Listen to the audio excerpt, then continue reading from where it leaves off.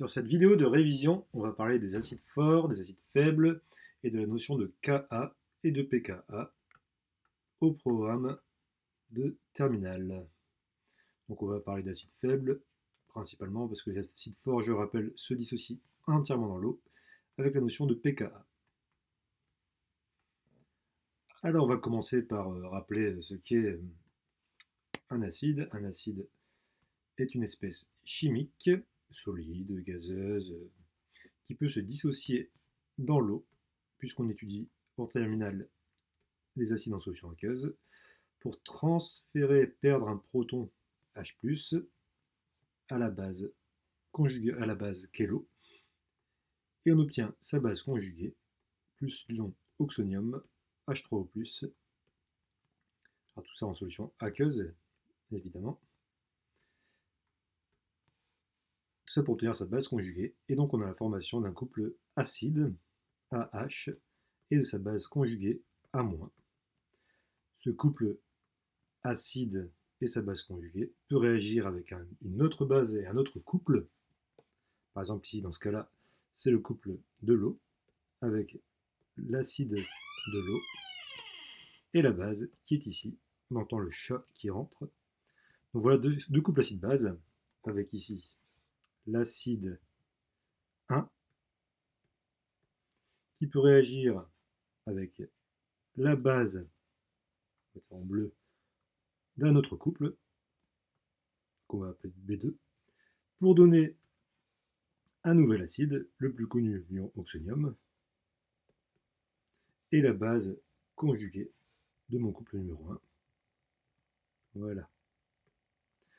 Chaque couple ici est défini par un équilibre qu'on appelle sa constante d'acidité. C'est pareil pour lui, hein, donc on va appeler ça Ka1. Qu'est-ce que ça veut dire concrètement la constante d'acidité? Un petit rappel. Eh bien, si je prends ici l'acide que je nomme A et que je le mets dans de l'eau, que je nomme B, on ne va pas s'intéresser à la quantité de matière en eau ici, initiale, puisque c'est un solvant en excès. À l'état initial, évidemment, je n'ai aucun produit CED. Donc là, dans le cas, c'est A- et H3O+, dans mon exemple de tout à l'heure. Dans le cas d'une réaction totale pour un acide fort, l'intégralité de l'acide A, on ne s'intéresse pas à B, se transforme en sa base conjuguée et en ion oxonium. Mais dans la réalité, l'état maximal n'est que très rarement atteint. L'état final est avant l'état maximal. On obtient un état d'équilibre, légèrement oscillant comme celui-ci. Et cet état d'équilibre ici est caractérisé par ce qu'on appelle une constante d'acidité, qui nous indique que l'acide se réagit partiellement avec l'eau, c'est-à-dire qu'il en reste un petit peu à l'état d'équilibre, pour donner sa base conjuguée et de l'ion oxonium H3O+, ici. Mais ces acides-là ne se dissocient pas entièrement dans l'eau, donc on observe un équilibre entre les réactifs et les produits à l'état final, c'est-à-dire sur un temps infiniment long quand on parle en termes de cinétique. Et donc cet état d'équilibre dépend du couple acide-base. Donc pour chaque couple acide-base, on définit sa constante d'acidité, qu'on note comme ceci, Ka1, donc là je vais la nommer Ka, est égal à la concentration des produits, donc de la base conjuguée à l'équilibre, fois le deuxième produit H3O+, à l'équilibre, divisé par la concentration des réactifs, donc AH. Alors on va considérer que AH est en solution, hein, fois, ici pourquoi on va mettre un terme en plus, on a ici des moles par litre, mol par litre au carré, divisé par des moles par litre, on voit bien qu'il nous resterait des unités, or K est sans unité. Donc ici on va rajouter un terme correctif pour pouvoir faire en sorte de virer l'unité. On va ajouter un terme qu'on appelle C0 qui vaut 1 mol par litre, tout ça pour avoir homogénéité au niveau des unités.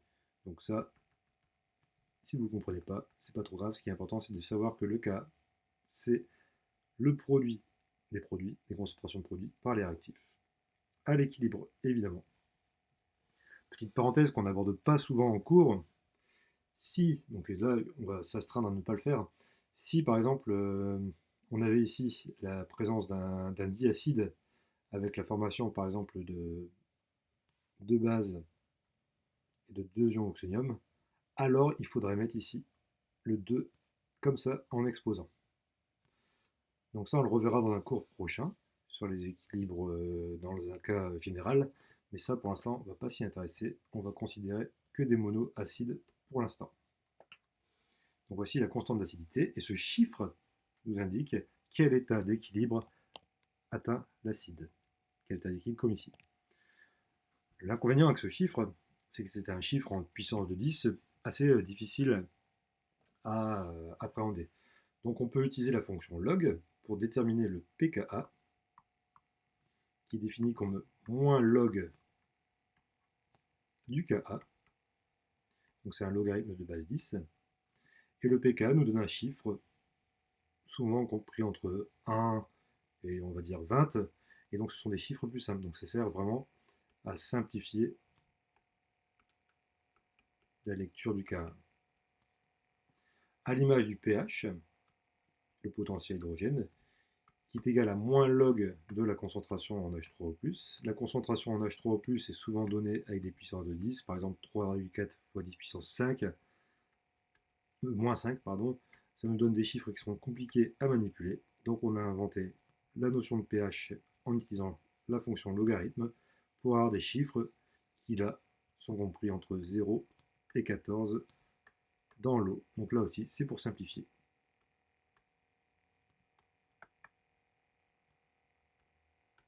Ça nous donne des chiffres plus faciles à lire.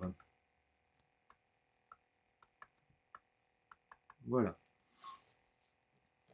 Eh bien, on va voir dans un premier temps qu'il existe une relation entre le pH d'une solution et le pK d'un acide. C'est une relation qui est exigible au bac, une démonstration qui est exigible au bac. Donc on va voir un peu comment faire. On met un petit panneau danger pour le bac. Et qu'est-ce qu'on va faire? Alors d'abord, il faut qu'on prenne en compte une des propriétés du log, c'est que le log, le logarithme base 10 d'un nombre A fois un nombre B est égal au logarithme d'un nombre A plus le logarithme d'un nombre B. Ça, c'est une propriété du log qui va nous servir. Notre objectif, eh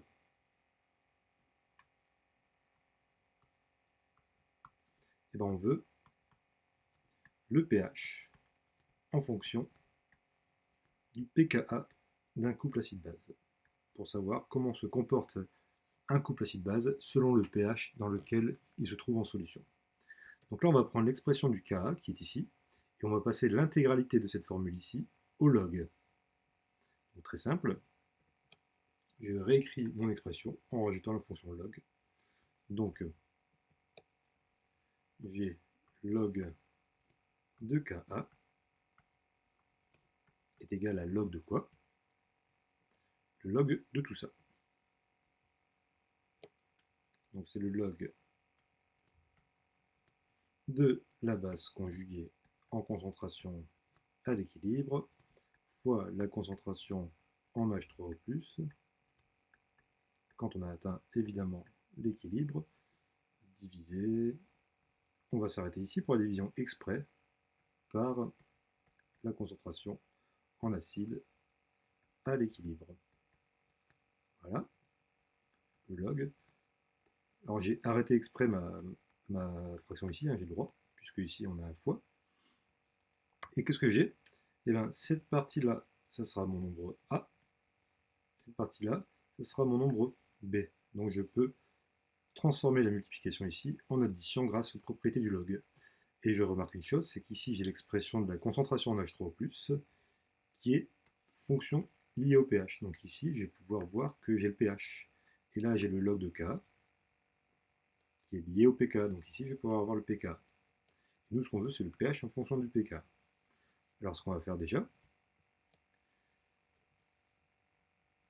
c'est qu'on va hop, réécrire cette équation grâce à la propriété du log. Donc le log de la base conjuguée à l'équilibre sur l'acide à équilibre en concentration Et là, pour la propriété du log, plus le log de H3O+, à l'équilibre en concentration. Moi, ce que je veux, c'est le pH en fonction du pKa. Donc, ce que je vais faire, c'est que je vais prendre ce terme-là, qui est analogue à un pH, et le mettre là-bas. Et ce terme-là, qui est analogue à un pKa, et le mettre là-bas.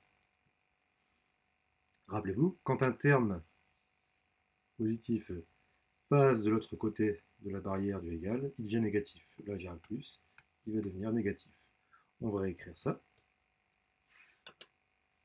Donc, on a moins log, puisqu'on passe de l'autre côté du égal, de H3O+, à l'équilibre, est égal à moins log du Ka, plus log devient moins log, plus le terme qui est ici, log de A- sur AH à l'équilibre.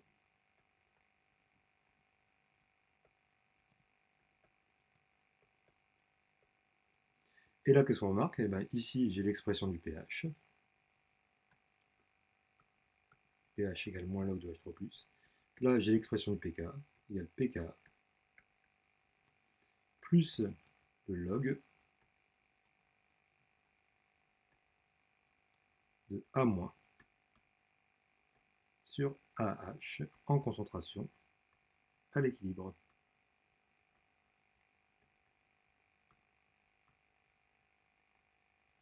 Voilà.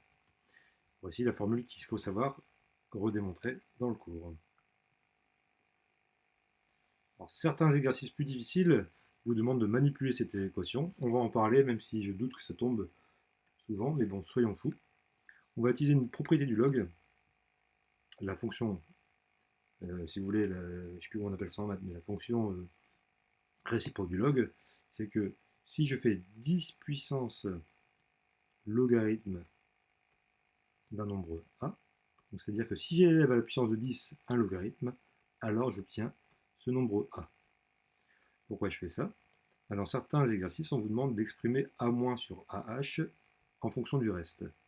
Et bien, comment fait-on ça? Et bien, passons l'intégralité de l'expression rouge à la puissance de 10. Alors, je vais la manipuler un peu. Je vais faire que log de a- à l'équilibre sur AH à l'équilibre est égal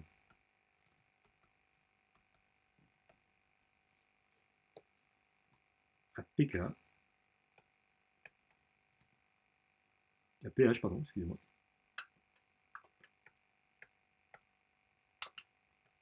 potentiel Y, moins pK, je passe le pK de l'autre côté. Et si je passe l'intégralité de tout ça à la puissance de 10,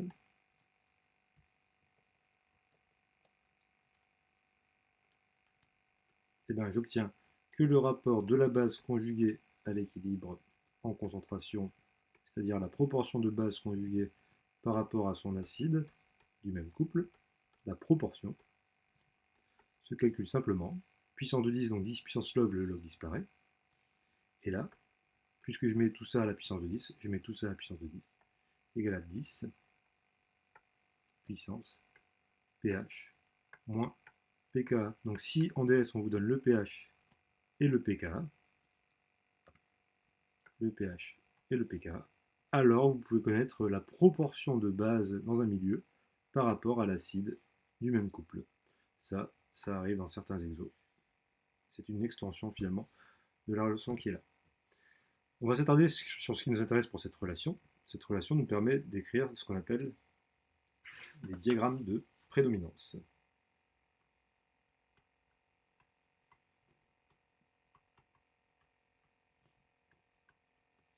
Qui sont fortement utiles. Là, je vais faire une échelle de pH. Alors pH en solution aqueuse qui va de 0, et encore c'est très rare, à 14. Je vous rappelle qu'ici on est en milieu basique. c'est-à-dire que la solution contient très très peu de H3O+, et ici on est en milieu acide. Je vais considérer un couple acide-base, AH, A-, avec un certain pK, que je vais prendre ici arbitrairement égal à 5. Ben, qu'est-ce que ça veut dire? Je peux placer ici le chiffre 5 sur mon échelle de pH. Et je sais que si je prends un Bécher, hop, un Bécher, et que le pH ici est supérieur à 5, alors selon la formule qui est là, et selon le rapport qui est là, si le pH est supérieur au pK, alors la base conjuguée sera majoritaire dans la solution. On verra tout à l'heure qu'à terme de pK plus 1, donc 6, alors on pourrait dire qu'on a quasiment dans cette solution que la base conjuguée. Et si le pH est inférieur au pK, donc inférieur à 5, 5 étant le pK, alors, en regardant l'équation qui est ici, si le pH est inférieur au pK, alors on verra que c'est l'acide qui est majoritaire dans le milieu. Et on verra tout à l'heure que à pKa-1, donc ici 5 moins 1, 4, on a quasiment que de l'acide. Cette zone qui est ici, quand le pH est égal à pKa, quand pH égale pKa, alors ça veut dire qu'on a autant de A- que de AH. Donc ici, quand le pH de la solution est égal au pK du couple, alors on a exactement les mêmes concentrations en base et en acide conjugué. Donc acide et en base conjuguée. Les concentrations sont les mêmes. C'est ce qu'on appelle la zone tampon. Cette zone tampon est intéressante puisque c'est une zone où le pH varie peu par effet de dilution ou quand on agite un acide ou quand on agite une base, Donc une zone tampon, c'est une zone où dans un couple acide-base, l'acide et la base sont présentes en quantité égale, le pH est égal au pK du couple, et une solution tampon a son pH qui varie peu,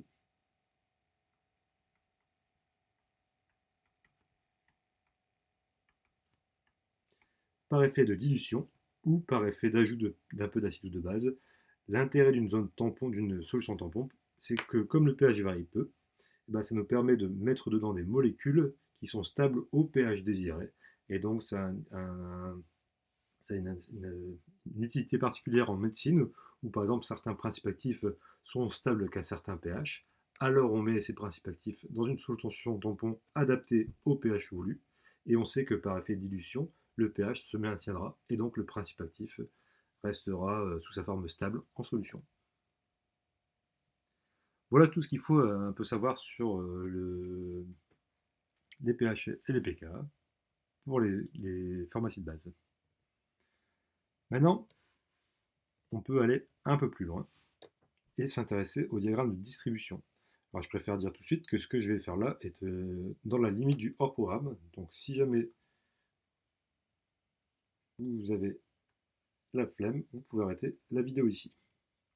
Moi ce que je veux, mon objectif, c'est de tracer un diagramme de distribution, parce que là on a prédominance, on voit qu'on a prédominance de l'acide ou de sa base conjuguée, mais on n'a pas de visibilité sur quelque chose, sur les valeurs. J'ai envie d'avoir un graphique où j'aurai ici le pH, et ici le pourcentage de distribution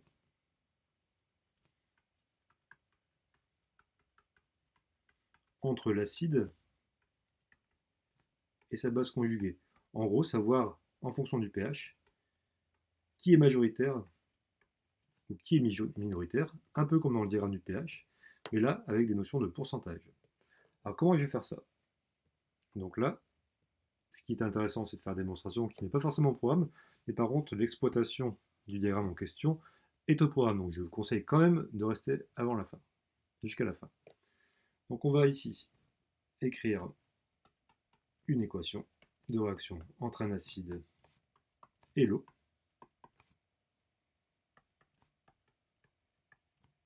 Voilà. Alors je ne vais pas mettre les indices et l'équilibre ici, je ne mets pas équilibre, je ne mets pas les indices, histoire d'avoir quelque chose qui est plus clair et plus lisible. Je vais exprimer le cas de mon acide, enfin de mon couple acide-base, A- fois H3O+, sur AH, fois C0. Et là, pareil, je ne vais pas mettre le C0 pour essayer d'être le plus simple possible. Le but du jeu, c'est de définir un taux de dissociation. Et un taux de dissociation, qu'on va noter de taux, c'est un pourcentage de dissociation, c'est-à-dire quel est le pourcentage, par exemple, le taux de dissociation de l'acide, enfin le taux de présence d'acide, le pourcentage relatif d'acide, c'est quelle est la concentration d'acide par rapport à la concentration initiale. Et ici, le pourcentage de présence de la base conjuguée, c'est égal à quelle est la concentration de la base conjuguée par rapport à la concentration initiale. Et si on veut 1%, bien sûr, il faudra faire fois 100. Exemple concret pour ceux qui n'ont pas compris. Si là, dans mon calcul, j'obtiens, je ne sais pas moi, 10%, et bien ça veut dire que par rapport à la concentration initiale, l'acide AH est présent à 10%. Donc fatalement, la base A- sera présente à 90%. Comment faire ça du coup? Eh bien on va faire en sorte de faire ce qu'on appelle un bilan des espèces présentes dans la solution.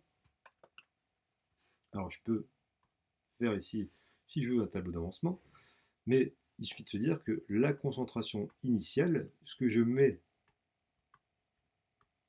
dans mon bécher au temps 0, eh ben, on atteint ici un état d'équilibre où on a présence d'une certaine quantité de AH et de sa base conjuguée à moins, vu qu'on a l'état d'équilibre qui est atteint. Je vous rappelle que c'est ce qu'on avait marqué ici. On a ici l'acide en équilibre avec sa base conjuguée. Donc la concentration initiale, qu'est-ce qu'on peut dire? C'est que la concentration initiale est égale à la quantité de AH à l'équilibre plus la concentration de sa base conjuguée à l'équilibre. Parce que rien ne se perd, rien ne se crée, tout se transforme, ne jamais oublier cette relation. Là, ce que je vais faire maintenant, c'est que je vais utiliser l'expression du Ka. Vous voyez, je vais utiliser l'expression du Ka pour isoler A-. Alors, produit en croix. Voilà. Et là, qu'est-ce que je vais avoir? Donc, je vais réécrire, si vous voulez, le Ka. Ka égale A- fois H3O+, sur AH. Ce que je veux, c'est A-. Donc, A- égale Ka fois AH, divisé par H3O+. Ce A-, je vais l'injecter ici. Remarquez que j'ai mis ici l'équilibre, j'aurais pu le mettre là, ici, hein, mais j'ai dit tout à l'heure que je ne les mettais pas pour ne pas surcharger. Donc ce que je vais avoir, c'est que C0 égale AH plus Ka fois AH divisé par H3O+. Là, ici, je peux mettre AH en facteur, donc C0 égale AH facteur de 1, ici, plus Ka sur H3O+.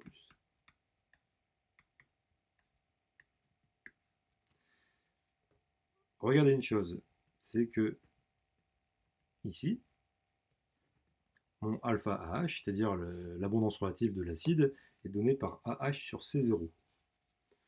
Donc, ce qui veut dire quoi? Ce qui veut dire ici que alpha AH fois C0 est égal à la concentration en AH.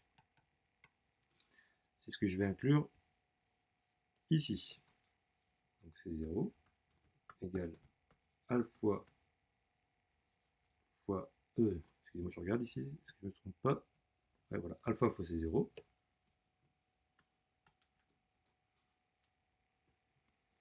facteur de 1 plus Ka sur H3 au plus. Là, on voit qu'on peut simplifier les C0. Et donc, on a quoi? On peut balancer, ici on a 1, on a 1 égale. Le alpha fois, on peut le mettre de l'autre côté, et je vous rappelle que 1 fois, quand il va de l'autre côté, devient divisé. Donc 1 sur alpha est égal à 1 plus Ka sur H+. Et là, il suffit du coup, on peut mettre au même dénominateur commun, 1 sur alpha est égal à H+, plus Ka sur H+, H3 au plus, pardon, je vais trop vite. Et là, maintenant, il suffit d'inverser l'intégralité de ma relation ou de faire un produit en croix. Pour avoir son bac, il suffit savoir faire des produits en croix. Pour savoir que le alpha ici, qui est le alpha de AH, c'est-à-dire l'abondance relative de l'acide dans la solution, est égal à H+, H3O+, sur H3O+,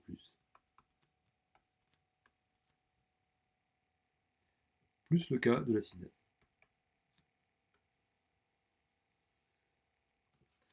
Voilà. Si vous avez encore de l'attention, on peut faire maintenant pareil pour la base. Donc je reprends ici mon expression C0.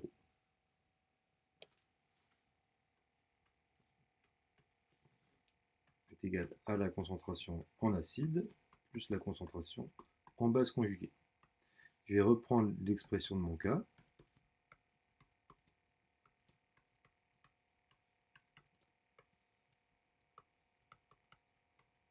Voilà.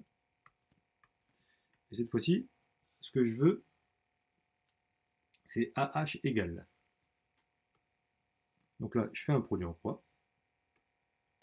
AH égale A- fois AH3O+, sur K. J'ai fait un produit en croix. Ce AH, je vais venir le mettre ici.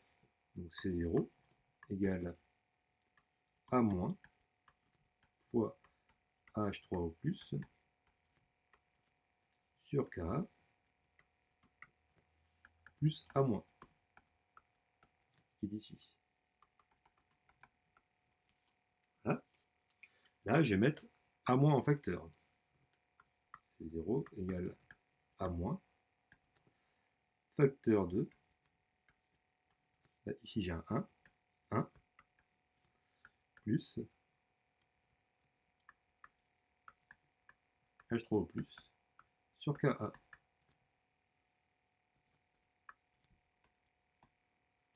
Voilà. Ensuite, je me rappelle que l'abondance relative de A- est égale à la concentration en A- sur C0. Donc l'abondance relative de la base conjuguée fois C0, toujours pareil, produit en croix, est égale à la concentration en A-. Et bien cette grandeur-là, je vais la mettre dans l'expression de A-.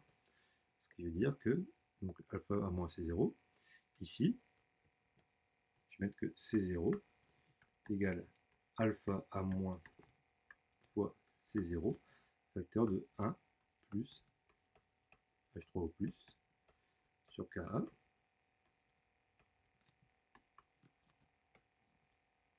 Je peux simplifier les C0. Je peux basculer le alpha A- ici. 1 sur alpha A- est égal à 1 plus H3O+, sur Ka. Je peux faire en sorte de mettre au dénominateur commun. est égal de ce fait à Ka plus H3O plus en concentration, évidemment, sur Ka. Je peux faire un produit en croix et exprimer de ce fait alpha moins que je vais écrire ici. Alpha A moins qui vaut Ka sur Ka plus H3O+. Voilà, donc là j'ai l'expression de l'abondance relative de l'acide et de l'abondance relative de la base en fonction de H3O+, et du Ka. Sachant que le K et H3O+, sont liés au pK et au pH, je vous rappelle que la concentration en H3O+, est égale à 10 puissance moins pH, et que le Ka est égal à 10 puissance moins pK, la fonction inverse du log, rappelez-vous, c'est 10 puissance. Hein. Et bien du coup, j'ai quoi? J'ai de ce fait, alors, tac, on va écrire ici pour ne pas se tromper. H3O+, ici, 10 puissance moins pH, divisé par 10 puissance moins pH, plus 10 puissance moins pKa. Voilà la première relation en fonction du pH et du pKa. Et ici, 10 puissance moins pKa sur 10 puissance moins pKa plus 10 puissance moins pH. Donc là, j'ai simplement remplacé le K et H3O+, par ces expressions. Hein. Et donc ces deux grandeurs-là, ces deux données-là, nous donnent l'abondance relative d'un acide et de sa base conjuguée. C'est entendu. Et donc, je vais regarder s'il n'y a pas fait de faute, car ça a l'air d'être bon. Ce que je vais faire maintenant, c'est que je vais tracer dans Python ces deux fonctions. Alors, jetons un œil, c'est très facile. Alors, j'importe les bibliothèques qui vont bien, et là, je vais prendre mon pK égale à 5, comme tout à l'heure. J'ai défini la fonction abondance relative de l'acide en fonction du pH, et je lui demande de me retourner 10 puissance moins pH sur 10 puissance moins pH plus 10 puissance moins pK. C'est ce que j'ai mis juste ici. Et l'abondance relative de la base, alpha A, 10 puissance moins pK, sur 10 puissance moins pK plus 10 puissance moins pH. C'est ici, ce que j'ai mis ici, par mon calcul. Je crée ici un pH qui va de 0 à 14 avec 100 points, et je lui demande de me tracer le pH en fonction de la dissociation de l'acide et de la base, et on va voir ce qu'on obtient. On met play, et on attend 2 minutes que ça compile, et voilà. Donc ici on a ça, on va le copier, et on va le coller à un endroit qui nous intéresse, c'est-à-dire ici. Hop.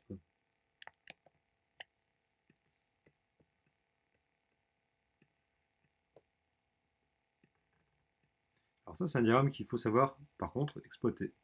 Alors ça veut dire quoi? Eh bien, à l'image de ce qu'on a ici, à pH égale pK, pH égale 5, qu'est-ce qu'on a? On a l'abondance relative de AH et l'abondance relative de A- qui est la même, ce qui veut dire que AH égale A- quand pH égale pK en concentration, puisque les abondances relatives sont les mêmes en pourcent. On est là ici à 50%, j'ai pas fait x100, 0,5, ça fait 50%.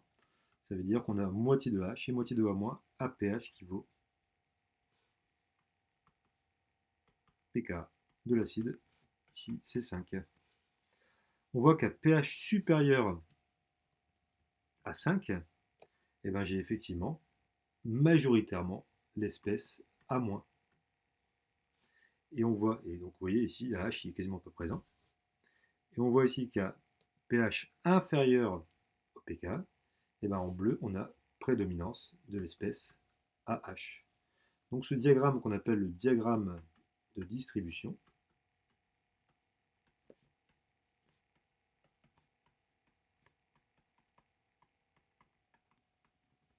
diagramme de distribution. Et à l'image du diagramme de prédominance, cette fois-là, on a des valeurs chiffrées. Intéressons-nous aussi aux valeurs ici un peu limites. Regardez, pH égale pKa plus 1 et pKa moins 1. Si je prends pKa moins 1, donc 5, 4, j'observe ici que j'ai, allez, 10% de la base conjuguée et 90% de AH. Donc avant le pH 4, on a quasiment prédominance totale de l'acide. Et à pH égale pKa plus 1, j'ai ici 10% max de l'acide et 90% de la base. Et au-delà, je vois que j'ai prédominance quasiment totale, on est quasiment à 100% de la base. Donc ce diagramme de distribution nous donne les pourcentages relatifs de présence entre l'acide et la base en fonction du pH. Et donc, et finalement l'analogue en 3D, si je puis dire, en 2D, pardon, du diagramme de prédominance qui, lui, doit être compris en terminal spé. Merci beaucoup.